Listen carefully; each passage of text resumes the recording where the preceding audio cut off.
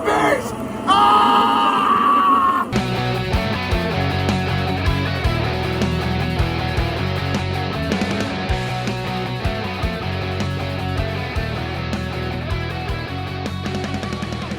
Hello and welcome back to another episode of Not the Bees, the Nicolas Cage filmography podcast. This week we watched a movie called Dying of the Light. It was made in 2014. It stars Nick Cage and Anton Yelchin, rest his soul. And the synopsis is, forced into retirement and terminally ill, a CIA agent gets word that his longtime nemesis has resurfaced, so he sets out on a personal mission to kill him. And it has a tomato meter score of 11%. Now, I did not make a lot of notes about this movie, but I do feel like it's better than 11%. I will agree with you, which is why I think it has an audience score of 15% on Rotten Tomatoes, but it's really... Yeah. It's 15, really not... It's not 15, much better than 18%, that. I would say 15, 18%. I feel like you're being a little too generous, but yeah. So the movie opens with Nick Cage getting the absolute shit beat out of him by a terrorist, and then it flash forwards 22 years later, and we get old Nick Cage, and he's definitely playing older than his actual age. Yeah, I also did not take many notes, and yeah, this movie was a bit difficult to watch, I'm gonna say. I actually thought the opening scene where he's getting the shit beat out of him was probably, and any time that we had a flashback to that sequence, is probably the best acting in the film, in my opinion. I disagree, but my favorite scene comes much later in the movie. So let's talk about it until we get up until that point. Yeah. Nick Cage desperately wants to get back in the field, even though his ear is massively fucked up and he got hit in the head with a cricket bat a whole bunch, so he's got dementia. Yeah. The flash forward at the beginning to the, I guess, training compound, where they are training for the CIA, and he walks out onto the stage to give, I'm guessing, some version of a graduate's commencement speech to whoever is joining the agency, was really awkward the way that it started. It was. Like, the very quick, and precise, about turn that he does. It's the most, technical thing that we see him do with his body, I think, the whole film. And it was a really awkward sort of moment. Nick Cage is doing a lot of very physical acting in this movie, with the hand tremors and the visual way that he is representing the loss of memory and the sundowning. He's doing a lot of physical work, which is very interesting to see. Yeah. And Anton Yelchin is phenomenal. He's so good. So good. He is really, really good in this movie. Yeah, so the guy that tortured him is thought to be dead by the CIA, but Anton Yelchin and Nick Cage have some circumstantial evidence that leads them to believe that he is still alive. Right. Spoiler alert, he's still alive. So the next step is Nick Cage throws a tantrum, gets kicked out of the CIA. They still say they're going to throw him a retirement dinner and that the doctor's going to look after him, but instead they fuck off to Romania to go off and find this guy so that Nick Cage can exact his vengeance. Yeah. And my favorite scene is the one that happens towards the end, where he finally catches up to the terrorist and they have a conversation. Yeah. Where the terrorist is like, why didn't you just give me a name? You could have just given me a name and I would have ended the torture. And he's like, I didn't want to be that guy. And it was a very interesting, very well acted scene. I will agree with you there. I will absolutely agree with you. And I was not discounting that scene, because we do have flashbacks during that scene, because as the conversation progresses and his rival stands up and starts walking around with his canes, his character is triggered back to that moment where he was in that torture session 22 years ago. So, I mean, yes, I agree with that scene. That scene was also very, very good. But it is those two actors Yes. in that kind of engagement that I think was the best acting in the film. I don't think, I mean, Anton Yelchin, obviously a treasure and great in what he did. I appreciated everything that he gave to the film. It just was not a good movie. It was Alexander Karim does a great job as Banir, the terrorist. He does. Anton Yelchin does a great job as Milton. Nick Cage is always Nick Cage, and he's great. But the problem with the movie is that it's a quote unquote thriller that is very dull. It's very dull. It reads, it watches like a very dull, like Harlequin, like spy thriller thing. Like it's not, because number one, it's not very thrilling, right?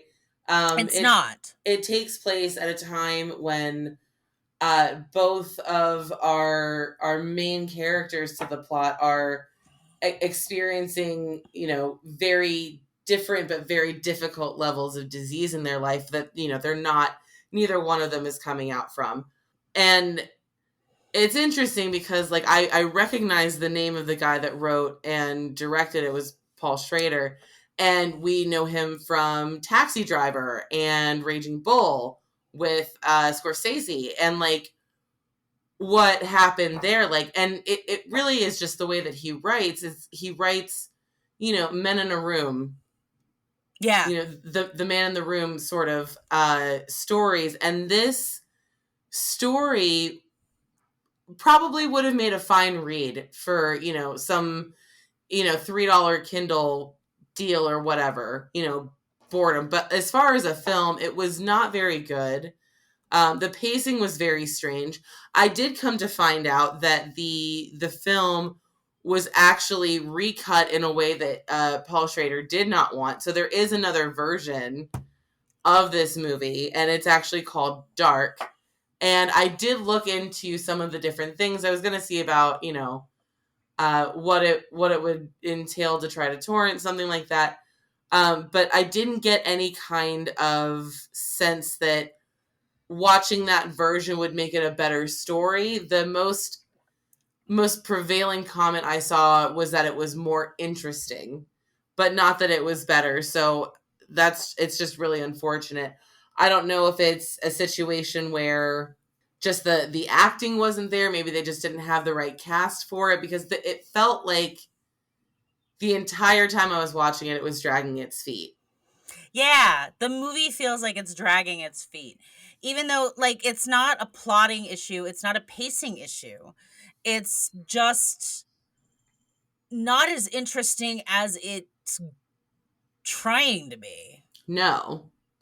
And the most action that we get, considering the fact that it's meant to be a thriller, it is right at the very end, right? Because he goes back and he finds Banir, and they sit and they have this exchange where we see both of their ailments really come to the surface, and how, again, very good, like, body work from both of them, honestly. And the scene was captivating, but then he lets him go. And then there's, I guess. Yeah, I thought so. Always gonna shoot out? Like, what the fuck, shoot out? I thought that the attack at the hotel after Nicolas Cage leaves Banir, and they're both going to die of their ailments. Right. He goes back to the hotel. He's talking to Anton Yelchin, and then all of a sudden it's a shootout, and the attack at the hotel is just kind of dumb and completely superfluous, where I thought they had come to an understanding that we're both old men and we're both going to die of our ailments. You're going to die, I'm going to die. Right. And then apparently Banir instead sends his minions out to go shoot up the hotel, which ends with all of the minions dead and Nick Cage driving back to Banir and saying, "Allah Akbar, motherfucker."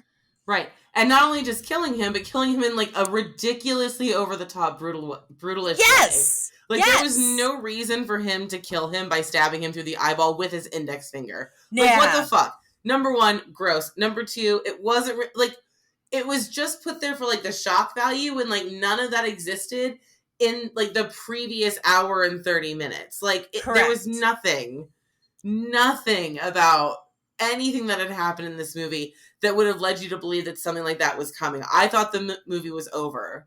I thought it was too. I thought they were going to go back to the United States and he was going to check himself into the memory clinic and he was going to be fine and he was going to be done because he had his catharsis in that conversation. Right. He didn't need to murder Bannier, and he walked away from it with some recognition that it was sundowning and some recognition that this was what was proper and correct. Right. And for Bannier to then call out a hit on the entire hotel was just stupid. Right. It was a waste of resources. It was a waste of life. It was a waste of the plot. I honestly would have appreciated a little bit more backstory into like the relationship that Nicolas Cage's character had with Irene Jacobs' character. Yes. Because she had like I think a total of like 3 minutes in that film, and we learned that there is probably a very beautiful but very sad love story between them, or it could have just been very passionate filled assignment, like fucking across Europe or something, like whatever that looks like. It would have been great to see some kind of story there other than being like, oh, he caught a bullet during his rescue. First of all, how? There was no shooting. There was no shooting that happened. It was a bomb. So, I mean, I'm feeling like if there was any kind of shrapnel, it wouldn't have been a bullet. That bugged me too, because I was like, did I miss something in the scene where they bust in to rescue him when he's being tortured? Because there's a bomb that goes off, but I don't remember any shooting. Right. I don't even remember people having guns because it's one guy, one prisoner in a room of like 12 dudes, and like they all have the upper hand. Like he's strapped to this chair. He's not fucking going anywhere. Yeah. And then like the conversation about like, oh, we've talked about turning that into a wedding ring. Like, I would like more context for that, please, because it actually sounds like a really interesting point to make. Yeah. Well, you're just leaving us hanging all this time. Although it was really cute at the end when, he brought back Anton Yelchin, who lived, by the way, brought back to her his keys. With the bullet. Yeah, with the bullet. But, like, it's just, this movie was so underwhelming in a way that, like, I didn't.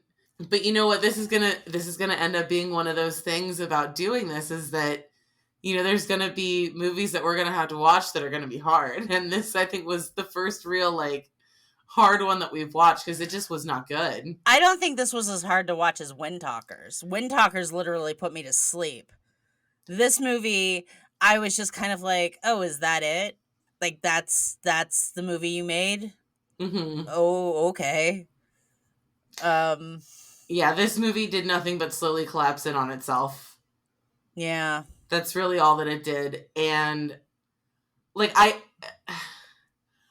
was real like, okay, so near the end when they're doing this plot, when they're gonna go and confront him, and they're talking to Irene Jacobs' character, and she brings in, first of all, a regular ass makeup artist as someone that works with the CIA. Well, that seems a bit strange. No, he's not a regular makeup artist. He does movies when he's not working with the Romanian police. So he's definitely a master tradesman. Okay, fine. I'm sorry. That was I misspoke. Not just a makeup artist. How dare you? How dare I? But I mean, the kind of makeup work that they showcased in that scene to make him look like the Doctor. Yeah. So that he could go and like trick Bannier into thinking that it wasn't him. Like, it clearly indicates good makeup work somewhere. And like even in real life, I don't think that his ear would have looked the way that it looked in this movie. And it drove me insane. And I understand the reason that they did it was so that at the end when he goes and like confronts Beneer and he's like, "Oh, by the way, ha ha ha," and he pulls off his prosthetic, he can pull that little thing off of his ear and be like, "You recognize this scar?" I'm just gonna say that like Beneer probably cut people's earlobes off with shears like by the dozen. Yeah. Like I'm just gonna say that wound alone, that scarring alone, number one, wouldn't have looked like that. Number two, it wouldn't have been enough for that to have been the callback to be, because it bothered me the whole film. Like it kept distracting me. It did feel like cutting the ear with the shears was Beneer's go-to move. So would he recognize it on a random white man that he tortured 22 years ago? That's what I'm saying. Like, especially considering the psychological issues he's going through with thessalemia. Is that how you pronounce it? I don't know. I Some wasn't really paying close crazy enough attention. Greek anemic. Yeah. One of them's got anemia, one of them's got memory issues. Yeah. They should team up and make a buddy cop film. Yeah, I can't remember what it's called. Whatever. Yeah, this just wasn't. Also, another thing that really bugged me was the shadows. The shadows in this movie really bothered me, and like there are directors that can make use of shadows in ways that are absolutely mind-bending and beautiful and haunting and distant and all of those wonderful things that you can think of when I say those words when you imagine films using shadow. This movie tried to do that in like a corporately lit office. So it's like what halogen lights above you and like a lot of like really green saturation, and you're trying to work with like the blinds on the fucking window. Like it doesn't work. Like it makes it look grainy. It does. Like the whole film, that's honestly the overarching like theme I think that I felt was that the whole movie felt, for the fact that it was made in 2014, like it was filmed so much earlier than that. Like it did not feel, it's 2014. Like, and I realized that technology has changed a lot over the last 10 years, but we had high definition in 2014. Yeah. Enough that it was recognizable. I mean, we had CGI in 1999 when fucking Lord of the Rings came out that still holds up today. That's 25 years old and still stands up. Do you know, this is just a fun piece of cinema trivia. Do you know what the first CGI image was in a movie?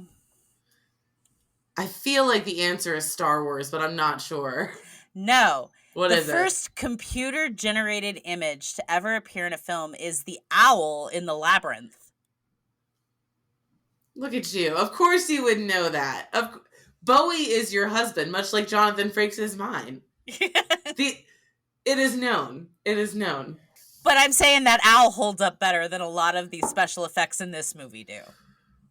Yeah, I mean, if I'm being completely honest, and like, we can cut all of this if we need to, but Gumby Neo from The Matrix is better CGI than the film quality that I saw in Dying of the Light. Like, it just was not good. What do you mean by Gumby Neo? Gumby Neo? Oh my gosh. Do you not remember Matrix 2? No, maybe it was... I think it was the second one. I think it was Reloaded. Where he goes into the Matrix to see the Oracle at the park, and Agent Smith comes up, and Agent Smith just keeps like copying and pasting himself all over the park. Oh yeah. All right. That's Gumby Neo. That's also like very early 2000 CGI. I mean, I don't think there was much CGI in Dying of the Light, but it was like the quality was not good. There were choices made, and they have to stick by those choices. And one of those choices is to make it look like it was shot on a handheld consumer product instead of making it look like it was a film. I would agree with that 100%. And that was definitely a decision. Yeah. Because it's not good. And like for what that movie is, it deserves to be so much better than it was. Yeah. Okay. I think that's. I think we've talked this movie to death. Yeah, I don't have anything else to say. really have anything Except else to that say either. there was one line that I did really like when they're at a dinner in Romania and he sparks up a cigarette and the waiter comes over and he's like, "You can't smoke in here. We have a smoking section upstairs." And he looks at his passport and he goes, "Oh, I am in Romania. This whole fucking country's a smoking section." That was a really good line. That was funny. That was funny. It was like, it's really unfortunate. That's why I said this movie deserves to be so much better than it is, because again, this is another one where I'm seeing just so much effort on Cage's part and just everything else around him is just not living up to it. No. All right, so what would we score this movie? Oh, this movie is an F. This movie is, if there's anything lower than an F, give it. It's bad. Oh, I was going to give it a D. Really? You would give it a D? I think the performance is elevated out of the muck. I don't know if that's enough for me, because to me I feel like there wasn't enough like background or side substance. Like, to me, I feel like this is a story of like at most 7 people, and we really only get to see genuine interaction between 3 of them, and that's Anton Yelchin, Nicolas Cage, and Alexander Karim. Yes, and the 3 of them never meet in the same room. No, and it's this. I don't know. It doesn't feel very cohesive. It doesn't feel very well thought out. So for me, I would go as high as a D-, but it's nothing higher than that for me. All right, let's give it a D-. What would we give the Nick Caginess of it? Because I think Nick Cage is doing some awesome stuff in this movie. He is doing some awesome stuff in this movie. As we've noted, his body work is very good. His timing on his reactions to things, you learn early in the film that he's going to, have reactions to things. And I think that his timing on those reactions was very good. I think it was immaculate. If I had to give him a letter grade, I think I'd give him a B. I'd give him a B. All right, we're giving Nick Cage a solid B here. Do you agree with the B? I do. It's not his best work, but there's a solid effort being put in. Yeah. All right. Well, that's Dying of the Light. Hopefully we'll get a better movie next week. Keeping my fingers and my toes crossed on that. Thanks for talking with me, Megs. Yeah, thanks for talking to me. It was fun. As always, if you want to support us in the work that we're doing, watching these terrible Nick Cage movies so that you don't have to, you can subscribe to our Patreon at patreon.com/notthebees. You can follow us on Instagram at notthebeespod. And we'll be back at you next week. Sounds good. Talk to you then. You too.